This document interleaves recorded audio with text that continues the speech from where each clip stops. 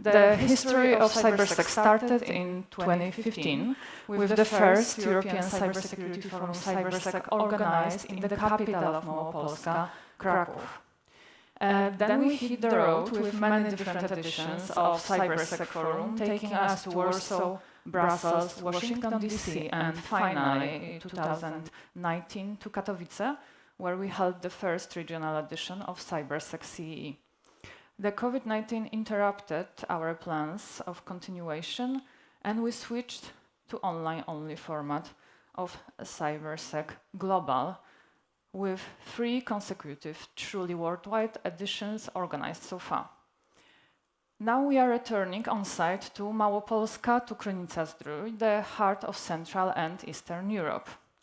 Krynica has become the hosting city partner of this year's Cybersec, while the main institutional partner is Małopolska region. This hybrid edition of Cybersec CEE regions and cities brings together stakeholders from Poland to connect them virtually with experts and decision makers from other parts of the world. Over the next 2 days, we will engage more than 200 speakers altogether. But this year, we also go hybrid when it comes to the agenda.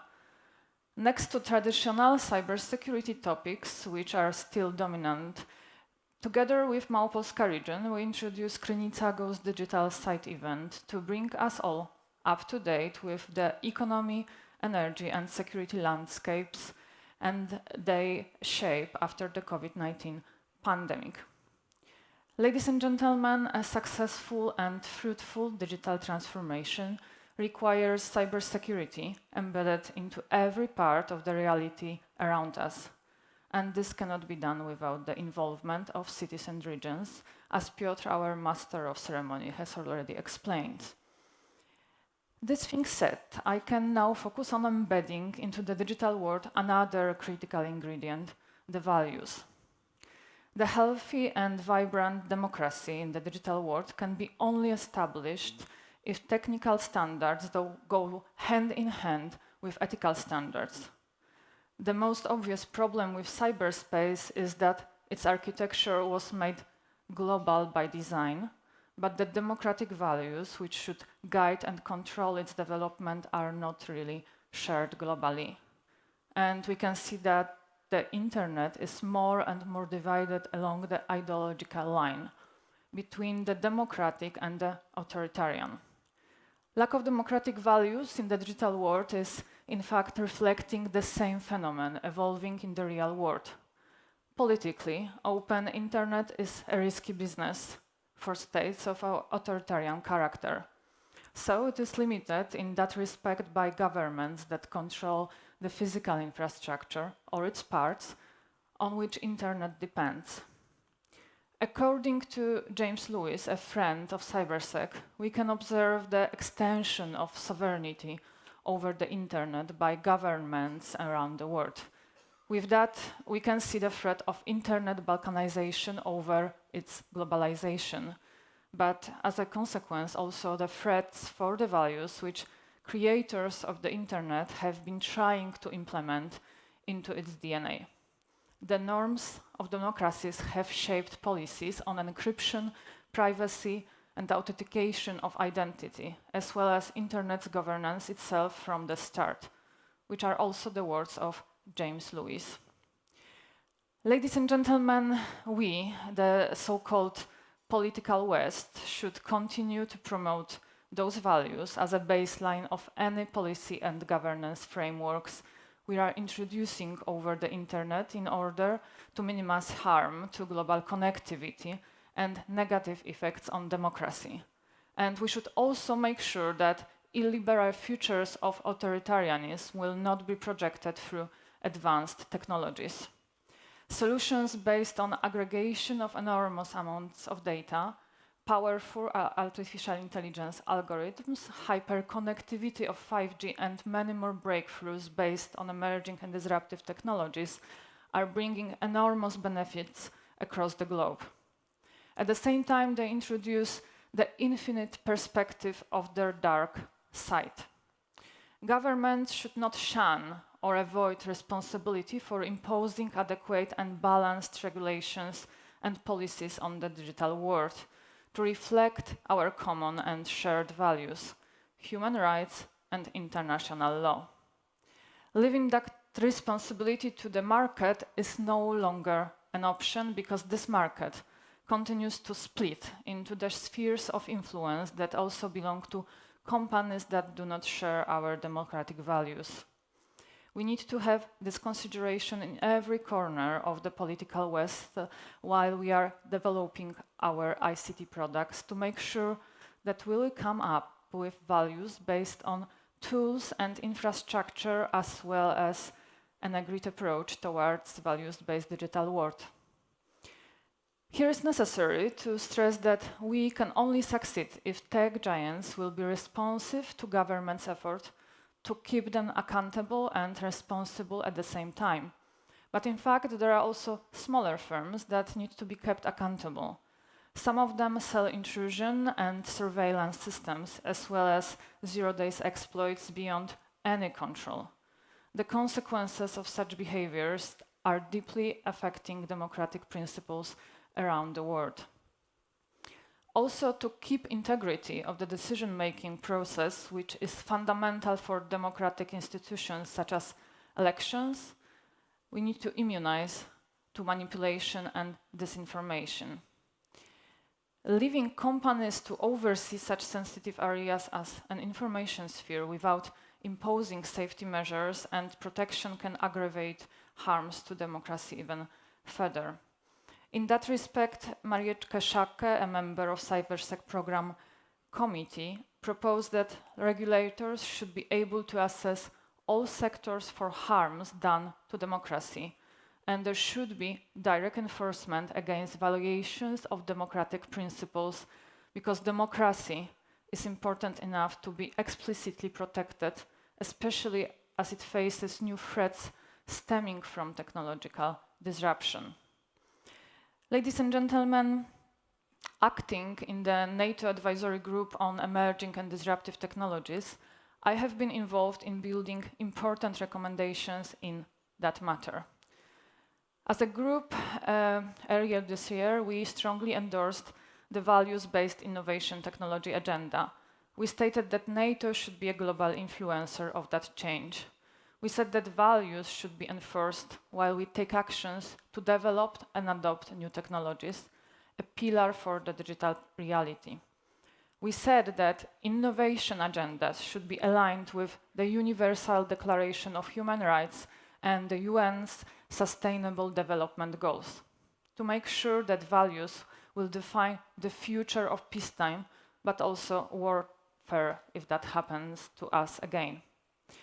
Dipchana, chair of my NATO's advisory group, nailed it right by saying, the values and goals we choose will dictate which technologies emerge and whether there will be proof to be positive or negative disruptions. We need to direct these technologies towards minimizing the impact of conflict in the short term and eliminating the motivations for conflict in the long term. End of quote. I deeply believe that NATO should be a leader together with the EU in imposing that approach. Developments of technologies in the transatlantic area should be demonstrably driven by values and ideals. NATO should set up publicly available principles of responsible use of new technologies for defense and security to build trust and transparency also within civilian innovation communities. We can read in the report. The EU should continue to lead globally on digital revolutions based on values. It demonstrated it well with cherishing privacy in the GDPR, and now is setting the scene for the artificial intelligence and its ethical use. It is particularly important because if we want to insert our values into digital reality, we should start with setting the AI algorithms right. This is where our democracy and values can be harmed. To sum up, to protect democracy in every part of digital value chain, we need to keep values in this chain. starting with the technology innovation process and all the way to the implementation phase. But how we, the political West, will be able to shape the digital world also depends on having the real political power. The influence over the international institutions that can shape the governance of the internet is cracking. As a result, we are now at the stage when international bodies are ineffective and weak, and geopolitics is shifting. In that respect, we need to avoid further disintegration of the European Union and rebuild our transatlantic relations. Democracy is a common ground for cooperation in building and regulating the digital realm together on the international arena. Ladies and gentlemen, the theme of this edition of Cybersec also highlights the urgency that results from the unethical behaviors in cyberspace. Militarization and the weaponization of this domain is a consequence. The number of cyber attacks and their sophistication is unprecedented, and ransomware is to be treated as an act of digital terrorism. We need to make cyberspace a better ethical place to avoid destruction and deaths caused by cyber attacks as soon as possible. Therefore, we, like-minded countries, should set up a global alliance towards values-based digital world, a platform for political agreement and effective measures and frameworks to reduce conflict and tension in the cyber realm.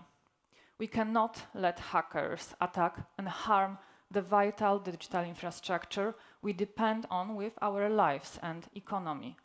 And we cannot let any actor hack our democracy and our values. We have never lived in the utopian phase of human civilization, but it is up to us to not enter the dystopian era either, both online and offline.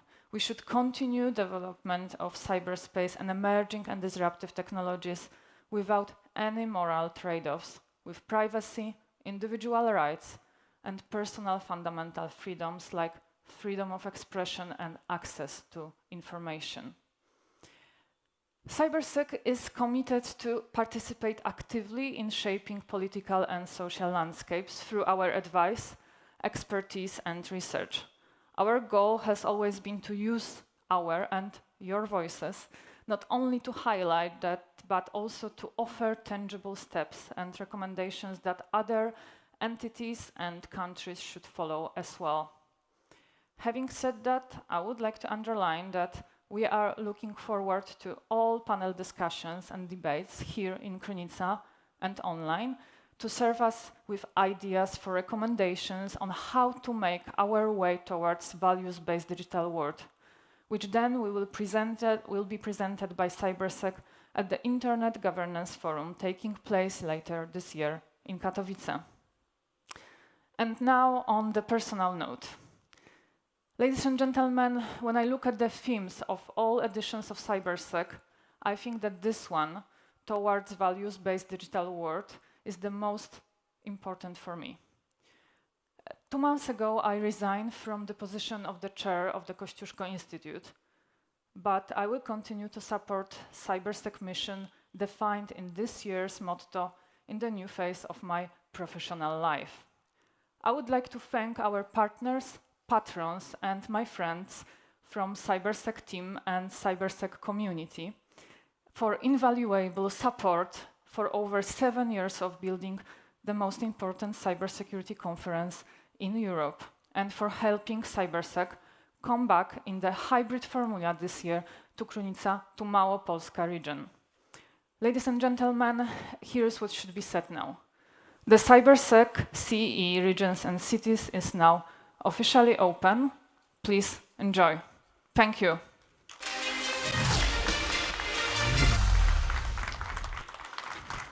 Thank you very much.